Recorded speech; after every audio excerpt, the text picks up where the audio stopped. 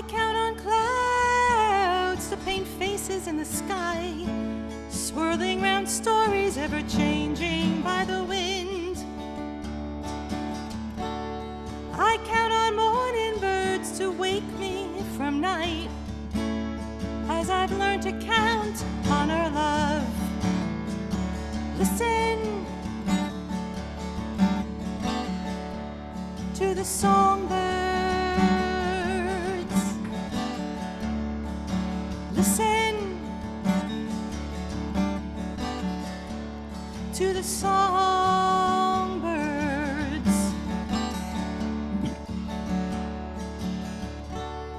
I count on breezes to cool me on summer days, warm winds sweeping past my cheeks. I count on your hands always to find mine, as I've learned to count on our love. Listen to the songbirds. Listen to the songbirds.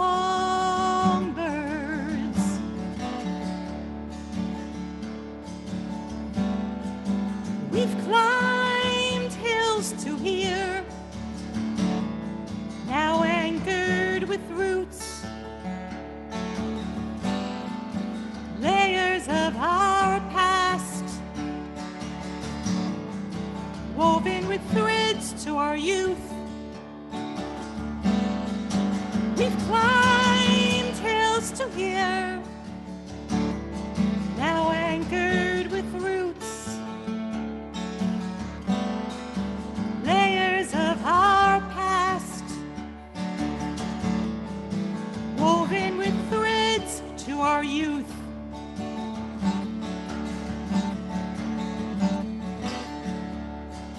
Listen to the songbirds.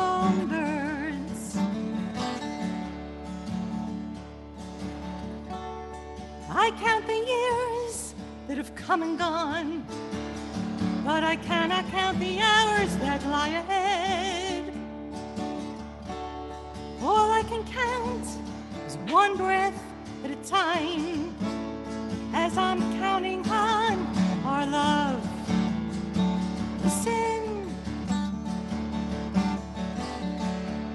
to the songbirds. Listen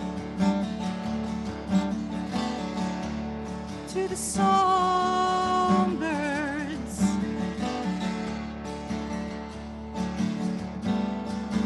We've climbed hills to here, now anchored with roots, layers of our past, woven with threads to our youth. We've climbed hills to here, now anchored with roots, layers of our past, woven with threads to our youth. Listen to the songbirds. Listen to the songbirds.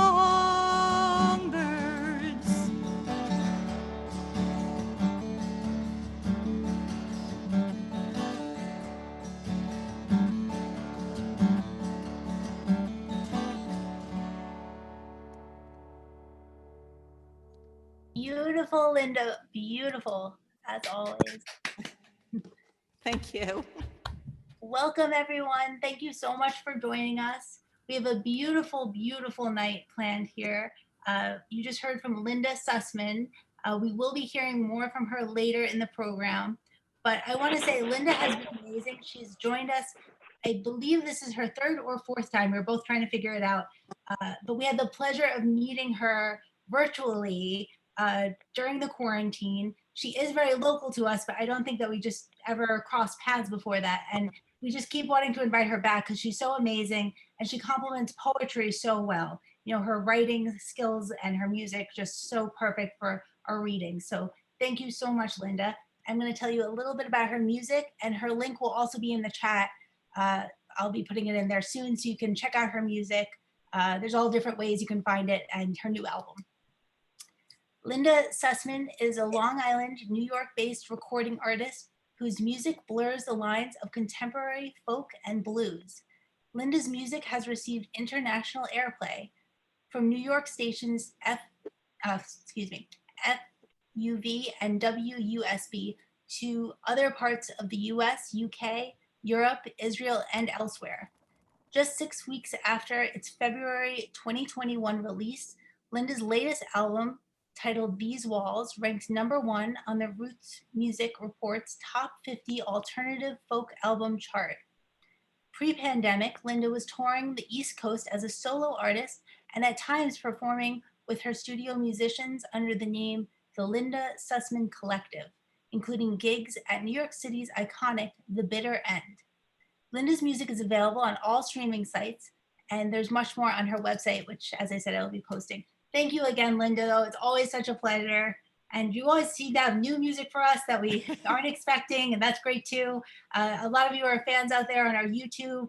You can always watch these videos. You can always come back to them. And there's always new content. So absolutely check those out if you haven't yet. And we appreciate it so much if you would subscribe to our YouTube. We just got 100 likes as of today, actually. But we really want to keep building all of our social media presence. So please stay tuned on that.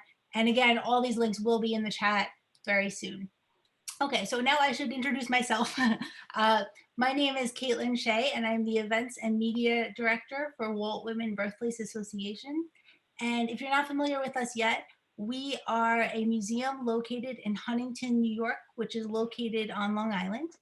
And we are available for tours in person. We are open and we're very happy to be. So if you're local, please consider joining us for an in-person tour. If you're not local though, we do have lots of virtual events. This month was Poetry Month. We have so many poets joining us virtually. It was amazing. Again, you can always see those videos. And this event is especially beautiful because it's bringing together Poetry Month and also Earth Day. And it's just a great way to finish out this month. But we always have poets and we always have scholarly historical events as well. So we hope that you will join us for those.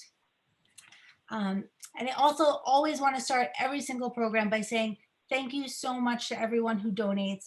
It means so much to us. We couldn't predict how this would work, our virtual events. Linda was with us in the beginning. She was saying, you know, we had like a rough start. We were trying to figure it out, but we've built such an amazing audience from near and far. And so your donations are just keeping this alive, keeping this happening. So many of you had never met before the pandemic, and now you're all familiar faces. So any donation, no matter how small, even something like $5 that you might spend on a cup of Starbucks, a cup of coffee, means so much to us, really. So thank you so much for that. We really appreciate it. And of course, your presence as well. So all of these virtual events, we love seeing you. Some of you, I'm so familiar with your names. I'm seeing you in this list here. So thank you so much for that. So before we get started, I just want to make sure you know the links are in the chat, and during the event, you can always leave your comments for John Wright, for Linda Sussman, and they will see those. I'll make sure that they get the chat at the end of this program. So anything you say in there will get to them eventually, I promise. And at the end of our program, we will have a Q&A. So keep in mind all of your questions, and then you can put them in there at the end. And you can also come on camera and ask your questions, say your congratulations. All right, so I think we are ready to get started. It is my pleasure to introduce Walt Whitman Birthplace Association Executive Director, Cynthia Shore. All right, Cynthia, I'm gonna hand it over to you. All right, well, thank you, Caitlin. What a terrific job you do. I'm Cynthia Shore, and I'm the director here at the Walt Whitman Birthplace Association in Huntington. And it gives me great pleasure tonight to welcome our honoree and poet of the evening, John Wright, Dr. John Wright. Welcome. I know our board president, Dr. Jack Houlihan, is going to offer an official introduction, and we wait and anticipate all that he has to say as we anticipate your poetry to come. So thank you very much for coming, and we welcome you here to the Whitman stage, even though we're on TV now, not on our local stage. Thank you to all of you in the audience who are joining us tonight. I know that you have been repeat participants and our reach is growing bigger, but we love having everyone near and far, as Caitlin said. So thank you very much for joining us and taking part in this wonderful celebration we're having. Let me say thank you to Linda. You know, as you were playing, you couldn't have picked a more Whitman-esque song. You know, the birds and the background and the energy, and it was really drawing to mind Walt Whitman's poetry and his aura. So you really have brought him alive here tonight into the immediacy of the evening. So thank you very much, Linda. Thank you. I want to say my first thanks of all to Caitlin Shea. She has single-handedly handled our programs from COVID in March of 2020, pivoted to the Zoom, arranged these, MCs these, organizes them. So I think we should have a big round of applause for Caitlin. Caitlin, thank you very much. Thank you, thank you, thank you. She does a terrific job, and I know many of you write to me and write to others of how appreciative you are of her skills and her professional abilities, as are we here at the Walt Whitman Birthplace. So thank you, Caitlin, for all that you do. I want to give a shout out to our sponsors. They were on the front page, but of course, we rely on the generosity and the funding from Suffolk County. They probably won't. Okay, we okay here? I'm hearing something in the background. So I want to say thank you to Suffolk County and the town of Huntington and New York State Parks, of which we are in New York State Park, but they offer us wonderful support all year long in all that we do. So we thank them. We thank Humanities New York. We thank the Gardner Foundation and all of the wonderful associations that support nonprofits. And we want to thank all the nonprofits in the audience who support us as we support one another. So thank you for all the good work that you're doing. Like Caitlin, I encourage you to watch our website and read our emails and come to our events. Do join our YouTube. We'll be getting a new name now that we've reached a certain level, and that's very exciting. We no longer will be a row of numbers, but we will have a real name on YouTube. So we're very proud of that. And thank you, Caitlin, and thank you to those in the audience who support that. So now it gives me great pleasure to introduce our board president, Dr. Jack Houlihan. He's someone certainly that I've enjoyed working with, but not only personally, but on a professional level. He and all the trustees do a magnificent job for the association. They put in many, many hours, their time, their interest in poetry and Walt Whitman, and really has helped develop and grow the association to what it is today. So it gives me great pleasure to thank them and introduce Dr. John Houlihan, a poet in his own right, who will be offering the introduction for John Wright tonight. Jack, take it away. Well, thank you, Caitlin and Cynthia. I'm just delighted to welcome John Wright to our Whitman Birthplace community and to introduce him to all of you.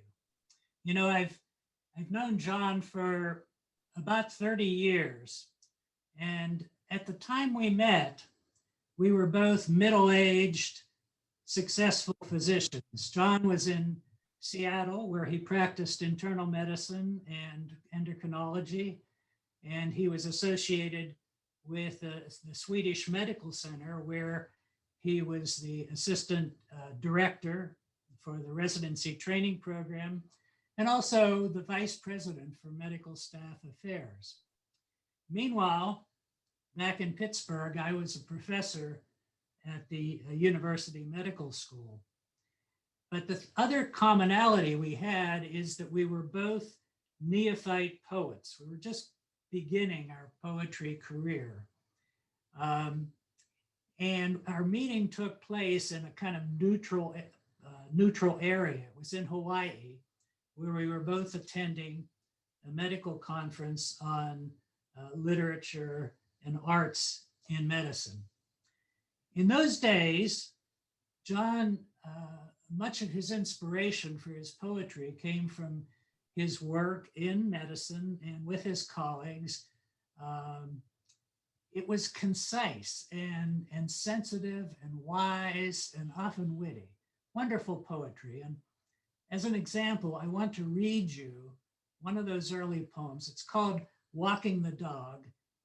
It's a favorite that I've often used to teach medical students, and it has been anthologized several times. And I want to warn you, or not warn you, but assure you that this is the only poem that I'm going to read. It's called Walking the Dog. She weighed 300 pounds. Fat and high sugars were killing her, I thought. So I gave her a puppy with dark curly hair. Nothing else had worked. Walking the dog twice a day, I thought, might persuade, might motivate. She was pleased with my prescription. She laughed, she rocked from side to side.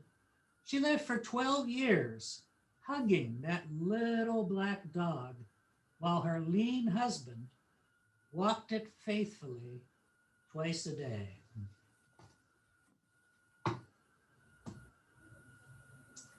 John writes that for the next 3 decades, quote, "The making and sharing of poems has enriched my life beyond measure." During this time, he published 5 collections of poems. The most recent, The Loveliness of the World, was published in 2020 by Finishing Line Press. His poems have also appeared in 13 anthologies and in medical journals, including the Journal of American Medical Association and the Annals of Internal Medicine, both with huge readerships throughout the country, as well as numerous literary journals. I want to tell you that I can relate to that because John's poems and his friendship have really greatly enriched my life. I guess enriched beyond measure, really, my life during that time. And John's work has evolved, and I want to paraphrase chapter 2 from the Gospel of Luke, where I want to say that John's work, and I think his insight and sensitivity, have grown in wisdom and in grace. More recently, over the last decade, he has dug deeply into our interconnectedness with nature, our place among the world's flora and fauna, and really the meaning of hope, integrity, and love in our fractured world. Writing about John's recent collection, The Loveliness of Nature, poet Bethany Reed said, "At a time when humanity seems more and more at odds with the rest of creation, John Wright's poems call us to the poignancy and necessity of nature." Currently working with a photographer, he's just completed a book entitled Our Connected Lives, in which he writes poems in response to photographs of flora and fauna, flowers, birds, and poetry. So I want to welcome and present you with a fine poet, a wonderful man from the great Northwest, John Wright. John? Thanks, Jack, for that wonderful introduction. Very generous of you. By the way, I appreciate the way you read Walking with the Dog. That was very good. And I'd like to thank Linda for bringing her music, the energy of her music into the program. And Caitlin, of course, who did the program, and whoever else was helping her. And of course, the Walt Whitman Birthplace Association for sponsoring it. When I went into practice in 1964, there were no Medic One or 911 programs. That was started in the 1970s. The doctors had what was called a telephone exchange. And the two poems that the first two poems here are poems about patients that came from a referral from the doctor's exchange. The first one, I should say, the first patient was Don Sanders, and he was my patient for many years, and he lived nearby where I live. And when he retired and I retired, we would visit from time to time. And one evening I stopped by, and the poem that I'm going to read is his accounting of his grandson's experience with cancer. It's called David's Last Will and Testament.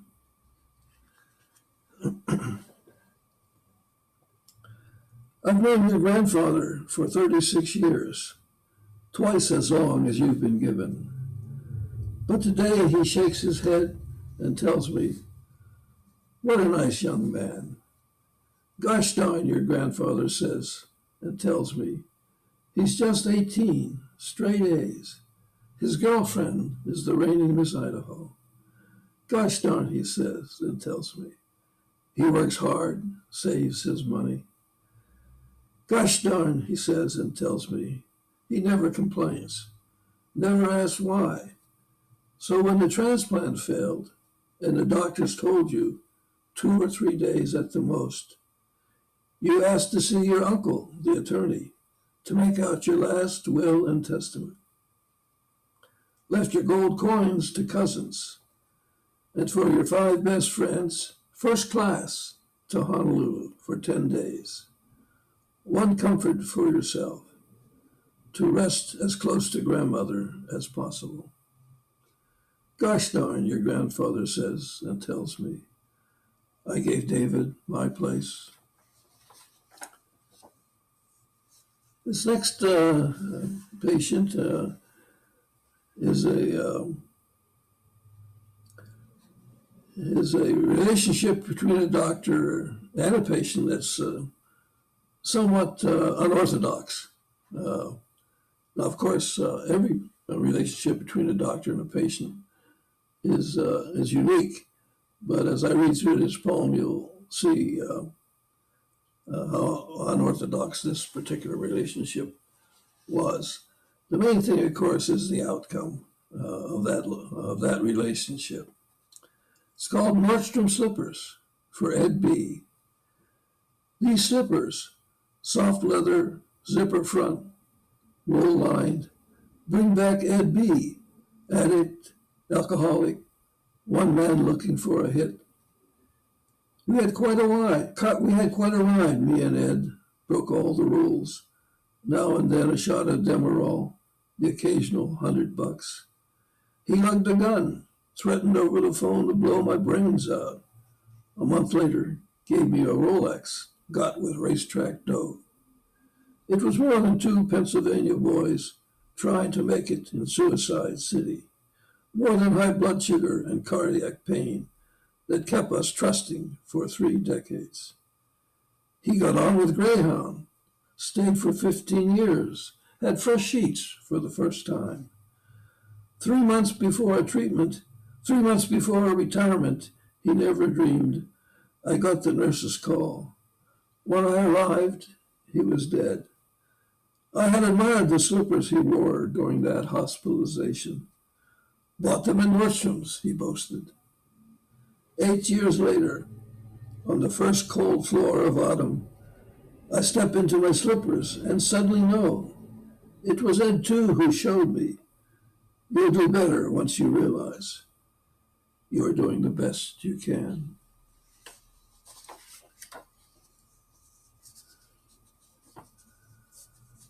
There's a little bit of history here with this next poem too. It's about Jerry Penders, who was chief of staff at our hospital, but he was also the medical director of the first kidney center in the country. The renal dialysis was developed at the University of Washington, and Jerry was the medical director of the facility. He had a glioblastoma. I'm telling you that, a glioblastoma is a brain tumor. Doctors at lunch for Jerry Penders. I knew something went wrong that day Jerry told us doctors at lunch he hadn't enjoyed Costa Rica. After all, Trailblazer is his part in our days, dialyzing nephrons, scaling crystal, priming the staff for peer review. Most Wednesdays he scales the cascade. A month later, the nurses phone that found him lost in a patient's room, leafing aimlessly through the chart. Drugs, hardly. He thrives on competition. Depression, a malpractice suit taking its toll. A glioblastoma, stealing zest, misdirecting. An MRI reveals the mass. Too soon we groan. Every now and then one of us will sigh for our colleague. Finished radiation, a second debulking, going with family to Kauai. Mostly we complain about the SNL, Medicare, share stories, patients, boards, kids, cars, laugh, critique restaurants, movies, one or another's choice of tie. In silence, we calculate time. We all know it takes 10 lifetimes to answer every beckoning snow-capped peak.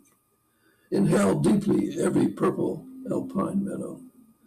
Clear our brains in just one of those cool, pristine lakes Jerry told us about after a long, hot climb.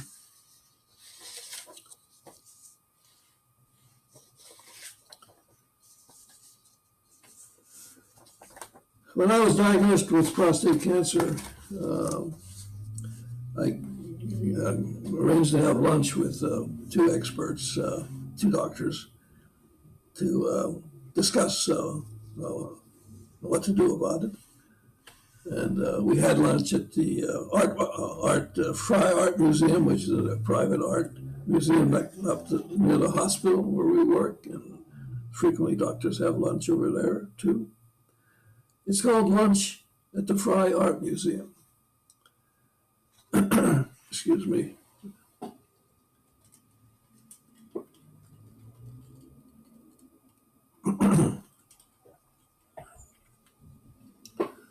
Lunch at the Fry Art Museum. It was I who called the luncheon to parse my recently found prostate cancer. For 20 years, we three doctors had planned the center's cancer conference. Ed, the oncologist, thinks treatment will just disrupt my real life, family, garden, poems. But he doesn't know my history of depression, how I learned to drink each bitter cup.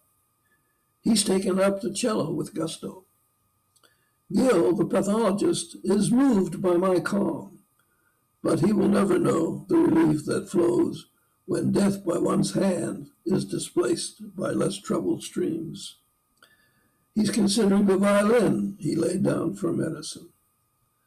Then we review the new exhibit. Then we hug, something we've never done before.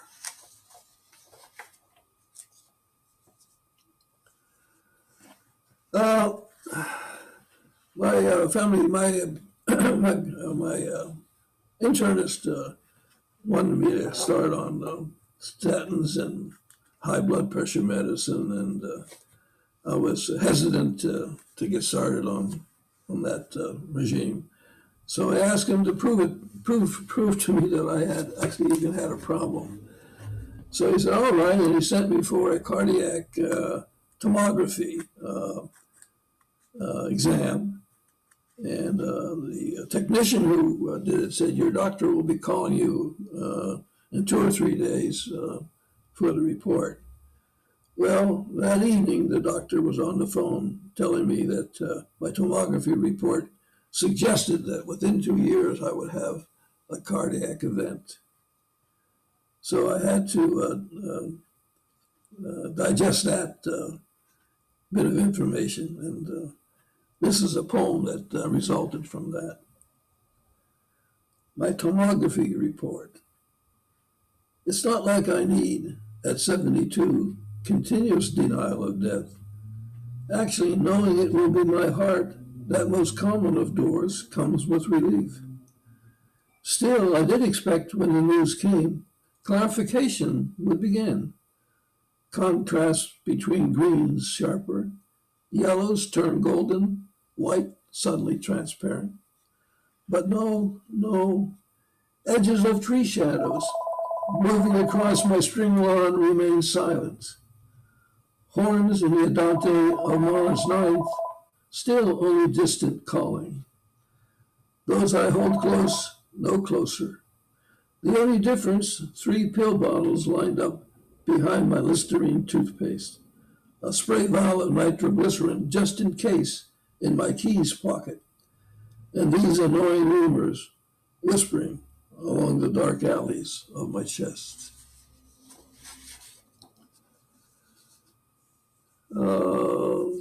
So I was diagnosed with prostate cancer, and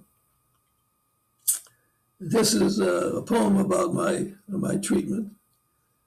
There's only one note here that I should make. On our walk from the dressing room to the radiation room, there was a poster on the wall of the Kuchenhof Garden. And so I mentioned that poster, and I also mentioned the fact that 20 years earlier, I had visited the original in Amsterdam. This is in 5 parts. Every week, 4 or 5 completing the course bring candies, cakes, or cut flowers. Now I see this is a type of sanctuary for the hurt. We're in the radiation treatment area now, so that. Colorful fish weaving through coral and seaweed. I begin to see myself as part of another life, a life larger than my own life. These one-size-fit-all cotton gowns, white with blue binding, always tie on the right. Sharing this common dress, I grow in self-worth. We stroll by the Kuchenhof Garden, its tulip beds, its cherry trees, its dark water quietly hanging behind lighted glass. Decades before cancer, savoring the delights of the original near Amsterdam, I didn't know death as soil for beauty. It's more than courtesy at work in this place. I begin therapy with love of family and friends. I finish embraced by the whole earth.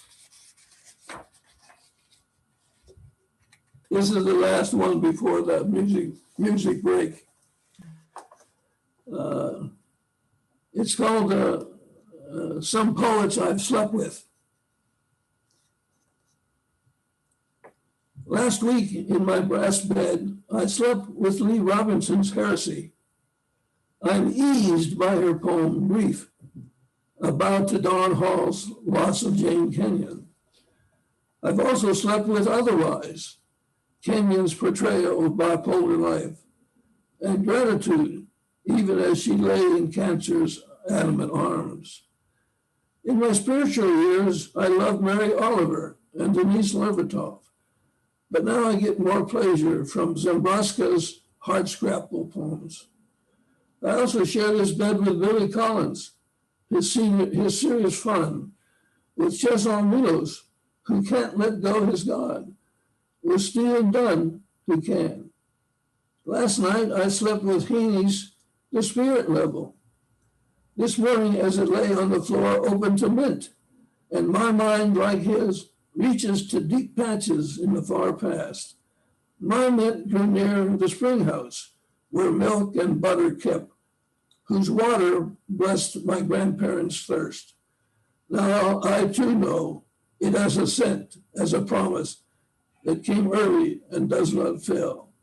And now that I've held up the globe of my past, I see what it is. For two decades, I've been seeking from my bedfellows escape from the hurt of certitude to the healing of ambiguity's free fall. Thank you. Thank you, John. Wonderful first half. And now we're going to go back to Linda Sussman and hear a song from Linda. There you go, Linda. Spotlight on you. Okay, that was wonderful reading, John. So I switched my music up here to be a little bit more compatible with coming out of your first half, John. So this is one of my favorite songs. It's the title track of not my recent CD, but the one before that, called Pass It On Down.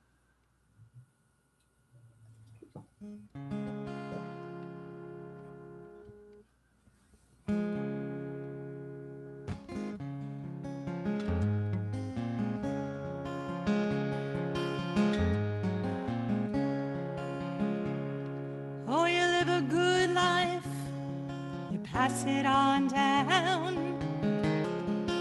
Hands on the wheel, your feet on the ground.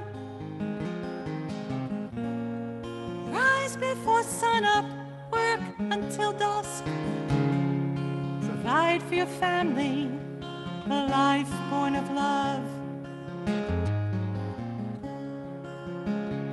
Many times you have tried, many ways you have failed to carry your stories along decades of trails. All the homes you have lived and the hills that you've sown, you dig deep for the memories in all you have known. Oh, you live a good life, pass it on down. Hands on the wheel, your feet on the ground. Rise before sunup, work until dusk. Provide for your family, oh, a life born of love. Sideline of sculpture, a pile of stone, spuds on blue tarp where the earth's been undone. Your hands they've toiled and your faith, well, it's grown in the green grass of nature and sky all is one. Oh, you live a good life and you pass it on down. Hands on the wheel, feet on the ground. Rise before sunup, work until dusk. Provide for your family, a life born of love. Whether working the land or on rusty old rails, ivory towers or factories or boardrooms or jails, an honest day's work pays more than the bills. It builds on steps from the small things we do. Oh, you live a good life, pass it on down. Hands on the wheel, your feet on the ground. Rise before before sunup, work until dusk. Provide for your family, oh, a life born of love. Provide for your family, a life born of love. Provide for your family, a life born of love. Beautiful, Linda, beautiful. And we will be hearing more from Linda again towards the end of our program. But now we're going to go back to John Wright. Here we go. Okay. In the mid-1980s, with another family, we bought a small home on Decatur Island, which is a part of the San Juan Islands off the coast of state of Washington. And we lived within a recreational community, and several things were shared. The boat was shared that we went back and forth from Anacortes. There, a community garden, and a variety of things. And for me, at that time in my life, it was a magic place because I had a year or two after we were in Decatur Island, I discovered poetry, and it was really a nice place for me to go and to catch up on all the reading I should have done when I was 20, 30, and 40. But so these poems are a group of these next 3 or 4 poems are from were written on Decatur Island. The first is Wild Strawberries. It's not the dragonflies, the metallic blue, nor the orange, nor the butterflies fluttering among the purple tassel of high grass. Nor is it the hummingbirds sipping Nootka roses, nor the honeybees buzzing white clover that draw me to this woodside pond on Decatur Island. You were right not to have flown here with me. In this way, at least, we are alike, preferring to shoulder our remorse alone, wounded animals off in the underbrush. I wasn't going to buy that thing anyway, but what frightens is why your soft objection burned me so.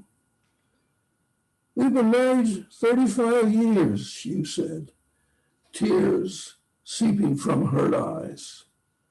No, I came here because this is where you would be, netting tadpoles with the ease of a child, and I would be sitting on the bank, eating these wild strawberries, listening to the steady murmur of forgiveness all around us.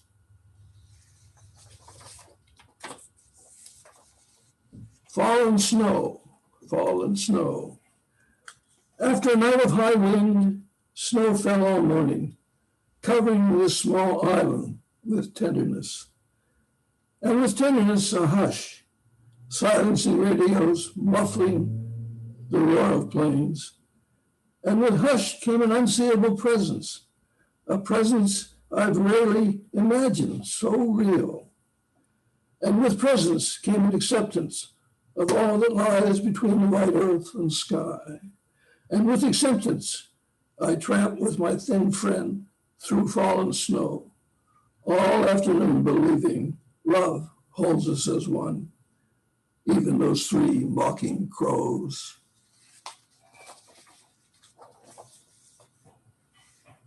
The community garden. There was a community garden there, and that's wonderful. And anyway, community garden. It's for our partners, Bob and Bev Corwin. Bob and Bev took care of the garden primarily. 2 weeks before Easter, the community garden sings the Hallelujah chorus.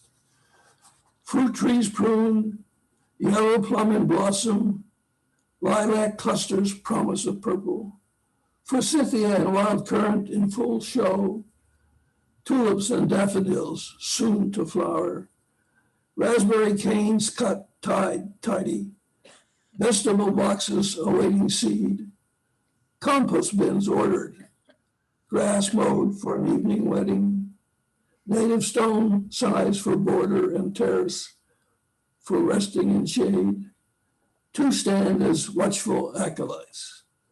Oh, lovely garden, chorus of renewed hope. Why am I weeping?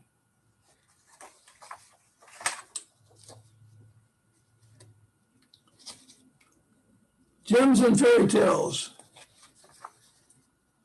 This is for Claudia, the manager of the organization at that time. All morning, late summer fog smothers Decatur Island until the answer seems to be no. But then, with the magic suddenness of parting seas, the sun displays Sheep Hill, shimmering silver and gold. See the ocean spray, the Queen Anne lace, the yellow silk of high grass, and the jewelry, necklaces of snowberry pearls, of hawthorn berries, earrings of rose hips, of orange honeysuckle. Now hear the yes of fairy tales, slow clucking of red hens settling for the night in a weather gray house, the rattle of kingfishers in their flight along the shore, wailing of gulls circling our lives. You and Anita standing at the fence, laughing about the children, our foolishness, talking about the blackberry coffee cake she baked for breakfast, about the sweetness of the pears. And the last Decatur Island poem called The Last Leaves, The Last Leaves. For days it has rained, and now the wind. Ditches run wild, spill over trail and road. The muddy lake frosts and rages toward the sea. Bufflehead teach their young, diving deep for grub. The last leaves of the alder cling to whirling limbs as if fearful of the spiral fall. And I wait here, barely 66, smoking a cheap cigar. All right, John, and now we're going to go to our visual. Just photographs. Yes. All right, get those up. One moment. Our computers are slower than all of us would like them to be, I think.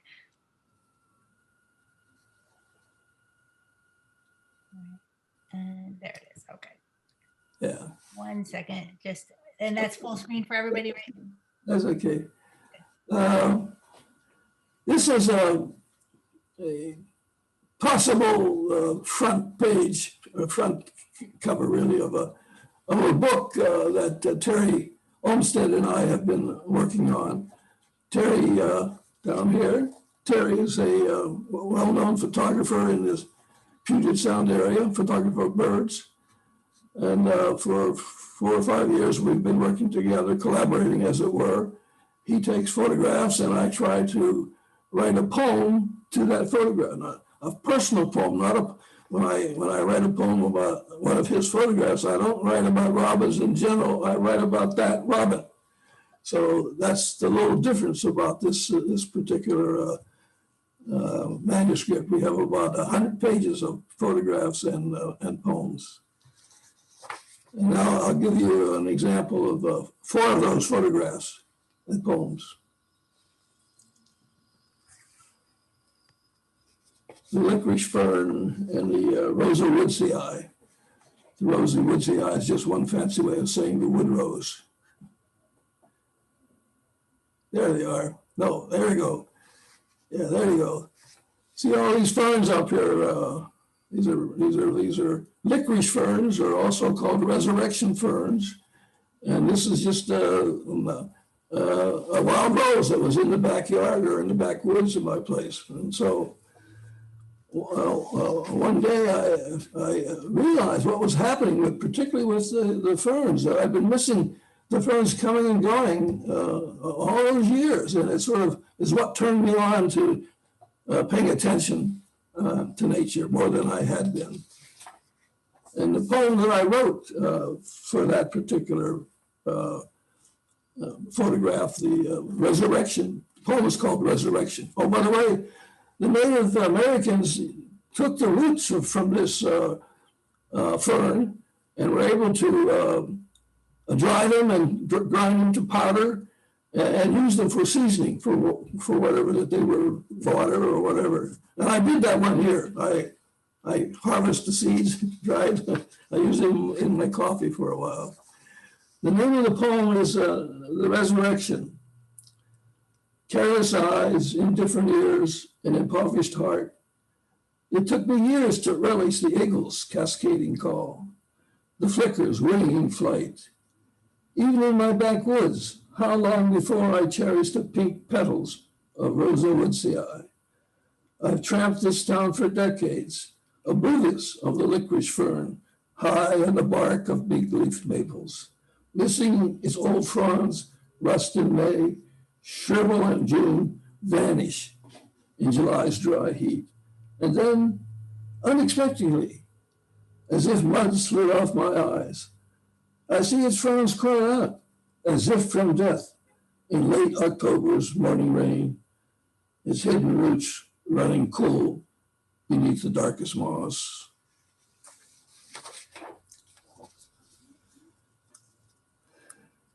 And then the Indian plum. This is the blossom, of course, and these are the plums, and it's a shrub. It's quite common in the Northwest. And so I came across it one day, particularly the blossom there.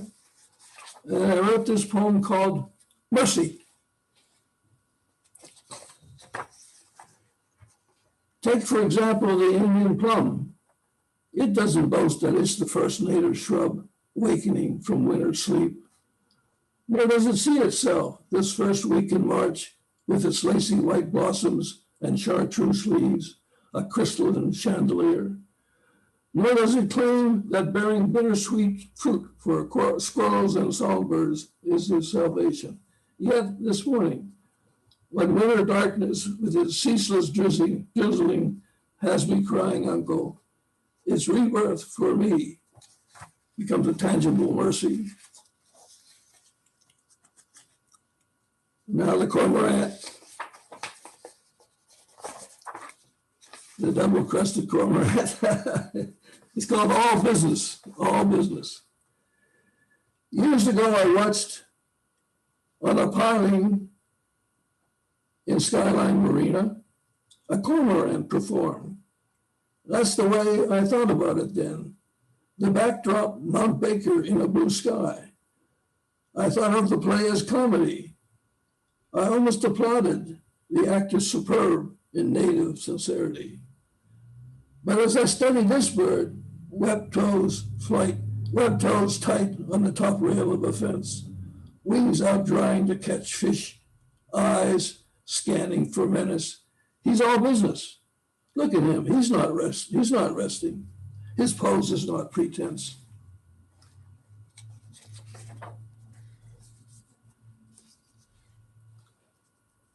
And then the skunk cabbage and the horsetail.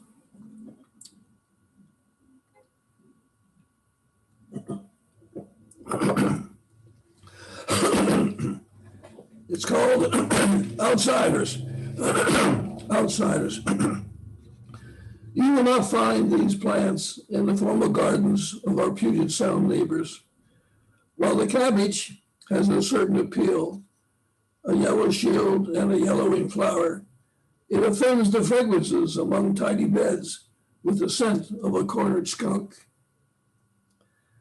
And the horsetail, evergreen with an eye-catching shape, has the annoying habit of appearing like a weed where it's not meant. But if I may have a line to anthropomorphize, I suspect these ancients don't mind at all being excluded from the posh, preferring the ditch, the bog, the marsh. And finally, ending once again with a a poem about hope. Poem is what poetry taught me about hope. What poetry taught me about hope. It's a verb. For much of my life, I thought it a noun. Like the scriptures, hope, faith, love, these three, the preferred cuisine of desert saints, something you pray for. But since making poems, it feels more like it acts from within. Like in a salmon swimming upstream, or a dandelion cycling through seed, root, leaf, and flower. Could it be in my DNA too? It's the part of me that's restored by a spray of white blossoms, by an owl lighting on the branch of a big leaf maple. Hope is what keeps me knocking with goodwill on every man's door. Thank you. Thank you. John, thank you, thank you. So everyone in the chat has been putting all these beautiful comments, but before we take our questions or we hear from Linda again, I would love it if everyone could unmute for just a moment and we can give a big, well-deserved round of applause for John Wright right now.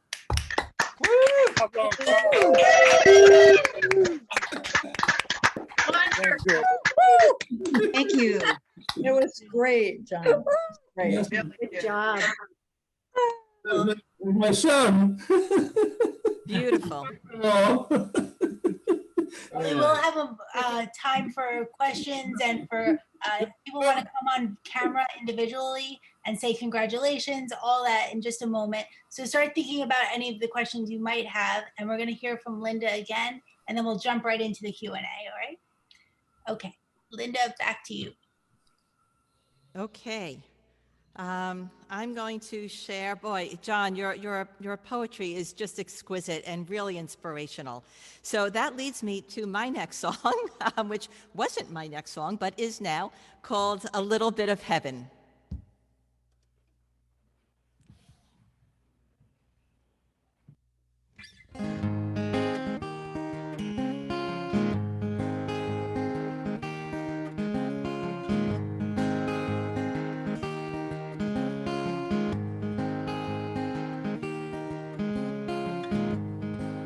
A little bit of heaven high in the sky. A little bit of heaven rising, no disguise. A little bit of heaven here, right here on earth. A little bit of heaven, a rainbow and a sunset. Paisley twirls around, going in between. 'Cause circles of colors paint my dreams. A little bit of heaven high in the sky. A little bit of heaven rising, no disguise.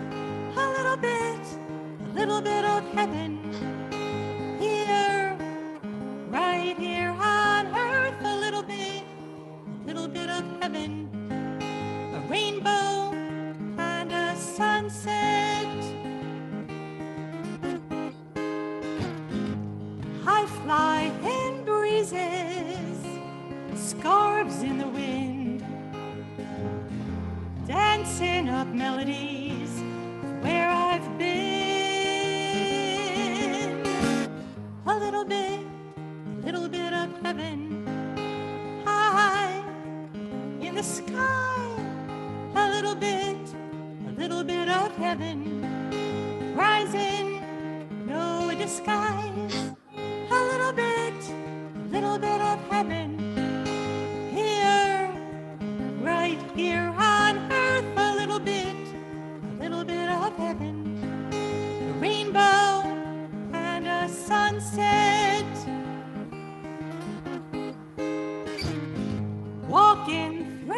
and castles, waves at my feet, echoes of ages singing to me. A little bit of heaven high in the sky. A little bit of heaven rising, no disguise. A little bit of heaven here, right here on earth. A little bit of heaven, a rainbow and a sunset.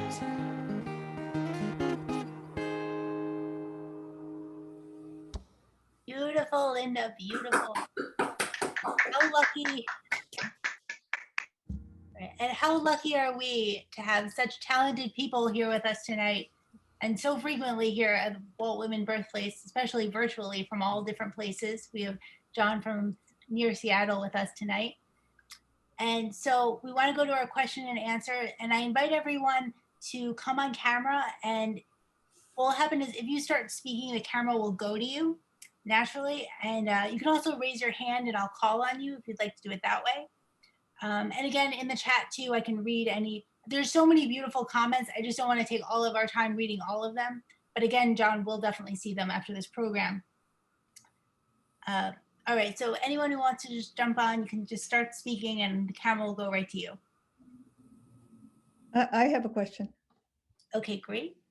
So John, my question is, I love the way your poems resolve.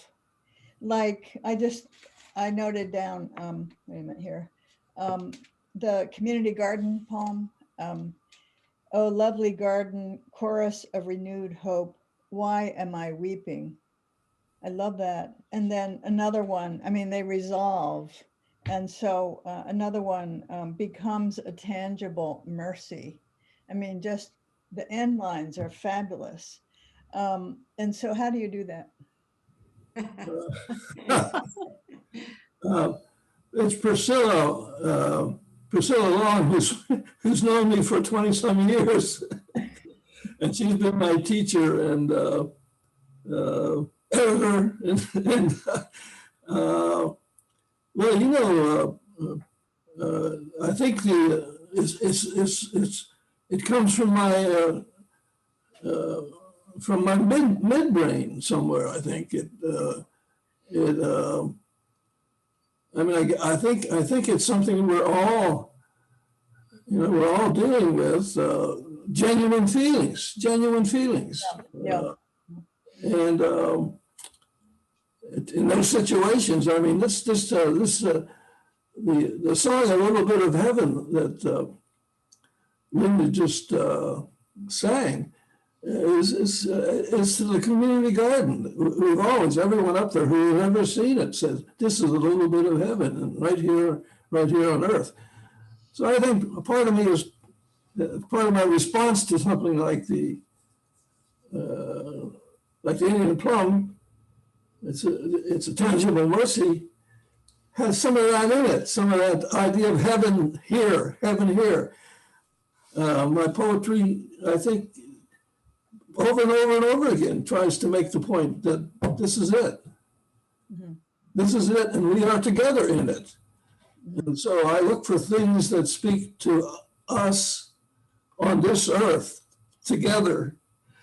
I look for empathy. I look for joy. I look for humor between my colleagues and friends, what they say, what they do. Anyway, I hope I can answer it. we need to get together for lunch and talk about it. Yes, we do. Thank you. Thanks. Hi, this is Bob Corwin. Can you hear me? I can hear you, Bob. Oh, okay, good. John, Bev and I are here. You can't see us. You'll have to take my word for it, but we're here and we're really enjoyed this session, including your friends and the music, and also the good memories of the cabin and the garden that we shared with you and Lanita up at Decatur Island. And Appreciate your tribute to the garden and the other memories. Very nice. Yeah, thank you, Bob. Those were wonderful, and they'll still be wonderful. But I think the wonderful years we spent together up there doing all sorts of things, including crabbing and splitting wood and gabbing and wonderful experience. Really, really, really wonderful experience. Perfect. Well, Thanks for the coming. friendship continues and lots of fun. Yeah, thank you. I have a question. First of all, fabulous poetry and also fabulous music as well. So if you had to offer a piece of advice to an emerging poet, what would you what would you say? Well, would you repeat that again? Is this Sarah? It is Sarah. Hi, John. How are you? This is Sarah from the Harbor Square Athletic Club. Mhm. She checks me in every once in a while. The question again? Yeah, so if you had to offer a piece of advice to an emerging poet, what would you say? What kind of advice would you give that person? Well, pay attention. Pay attention. I think pay attention is there. It's there. Look for what's meaningful. Look for what's meaningful. In my perspective, what's meaningful in the human endeavor, in the human psyche. And look, and then read poetry. That's one of the things in my life. I didn't start reading poetry until I was 58 years old. And read poetry. And the best book that I know of is, I see Priscilla up there. Priscilla has several books about reading and writing. But the one that I used early on in my life is the Western Wind. I don't know whether you can still even get Western Wind, but that is a wonderful, wonderful book. So I would recommend that for your reading. And go and listen to poets read and read poetry. Yeah. Okay. Thank you. See you tomorrow.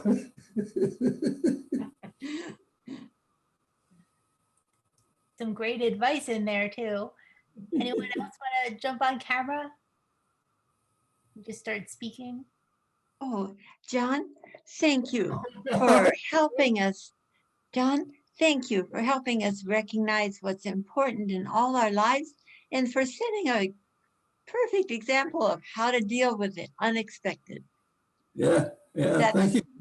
Technology does it for all of us. Thank you, Diana. Oh, you're welcome.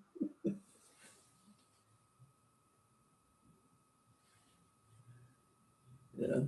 Hi, John. It's Lila from EBF. Oh, Lila. Uh-huh. Hi, I enjoyed your reading so much as always, your existential themes, and I hear hints of Becker in there, so always love to hear you read live. Yeah, another I should add another aspect of I think all our lives, our poetry or whatever it is that are meaningful for us is dealing with the idea of death and the idea of loss. And I was with the Ernest Becker Foundation, and it was important for me to read. When did I read it? The Denial of Death by Ernest Becker, and the main thing that did for me in terms of my totality of what I believe is it's made me aware of the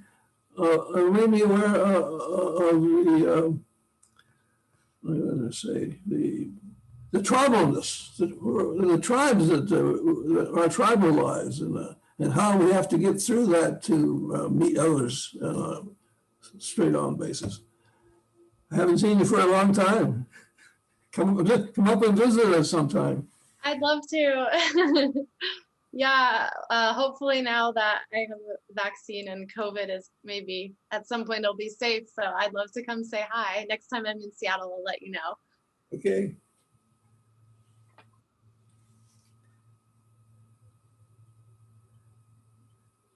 Anyone else want to come on camera? You can go ahead and start speaking. This is fun. Well, haven't I done this before? The open mic for the audience too. All right, and again, we have so many beautiful comments in here, John. Ann Coulahan says, wait, sorry, I lost my spot here. John, you call us to the mindfulness with your beautiful poems. Thank you. A great word for it, mindfulness. All right. John, Brother Dan. Oh, Brother Dan. I'm glad you have fun. I have fun listening to you. Thanks for being along in my journey. Yeah. The memories go way back. Yeah. I wonder how many Saturdays we've spent the morning talking to each other. Yeah. Thank you. Yeah. I'm glad. This was yet another cherry on top. Yeah. Thank you. Thank you, Dan. Thank you. We love you. Keep in touch. Don't go away. Don't go away. Tomorrow morning.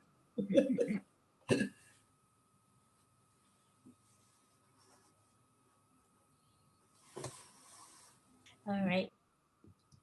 So I'm going to come back. Thank you so much, John. It's just been such a beautiful evening with you, with Linda too. We're going to hear one more song from Linda right now. And again, everyone, I'm going to put those links in the chat, but also feel free to write more, anything that you're thinking that maybe you didn't get to say tonight. Absolutely. We'll make sure that John sees all that. John, it was absolutely beautiful. Thank you so much. And like you said, why haven't you done this before? I think you should keep doing it. Absolutely. A new way of performing your poetry. Awesome. Thank you. I just wanted to add one thing, if I might. Okay.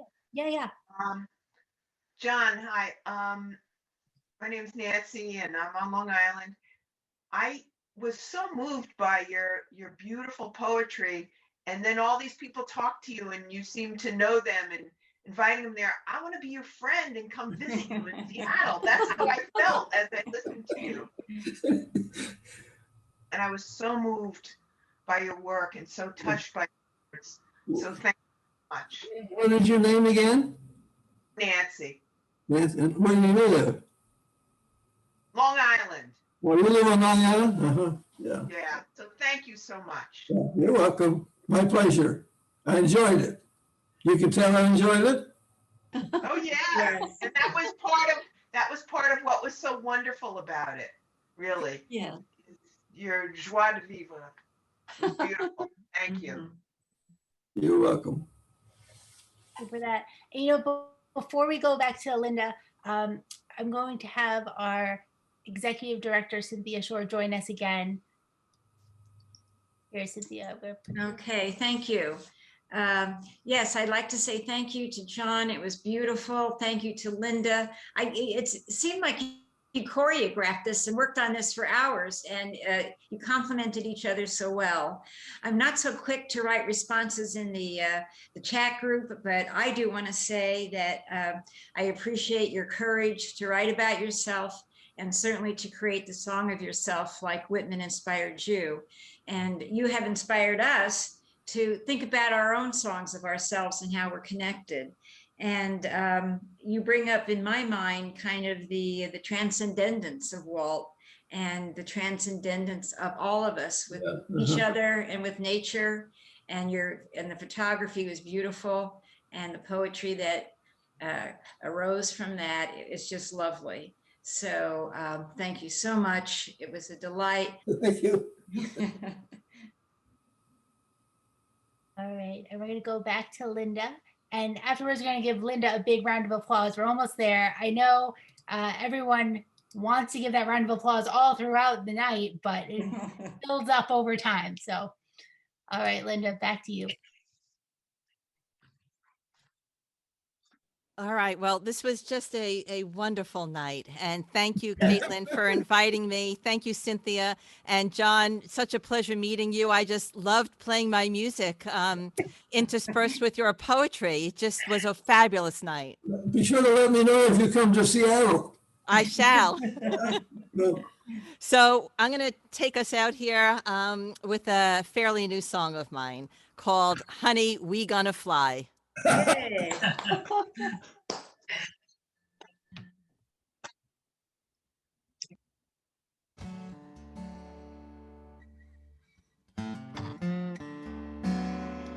a sec.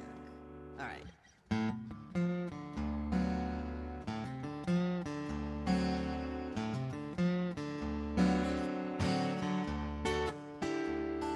And honey, we gonna fly, pack our bags, meet on the other side.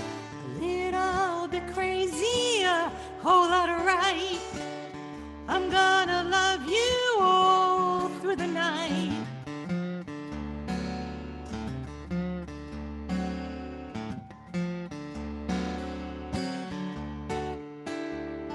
And honey, when we get there, I'm gonna step it out, let down my hair.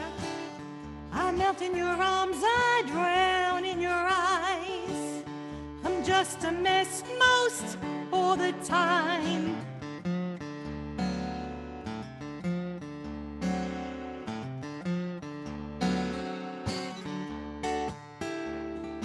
We're getting ready for something new. My head's a spinning, daydreaming of you. We'll meet beneath the oak by the pond. That's arm in arm.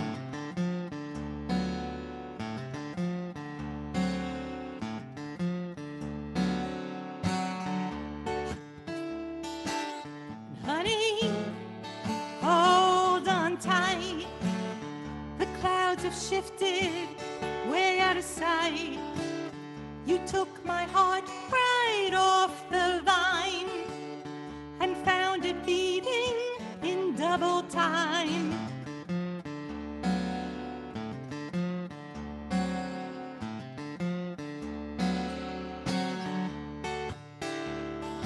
We're getting ready for something new.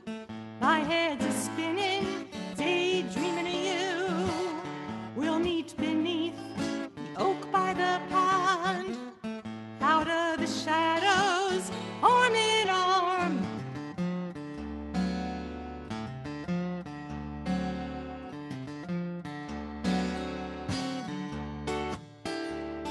And honey, oh, we're gonna fly. Honey, we gonna fly. Honey, we gonna fly.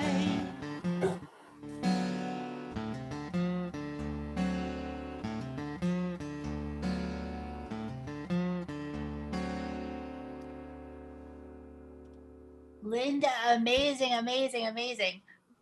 Thank you. There's a lot of comments in the chat about a collaboration between the two of you. And Apparently, John and I are going on the road together. John, I don't know if you know it, but you need to pack a bag.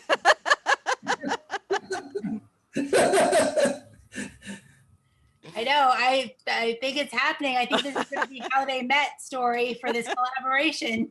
It's long overdue. So amazing. And I want everyone to, again, just unmute. A big round of applause for Linda too. Wow, amazing.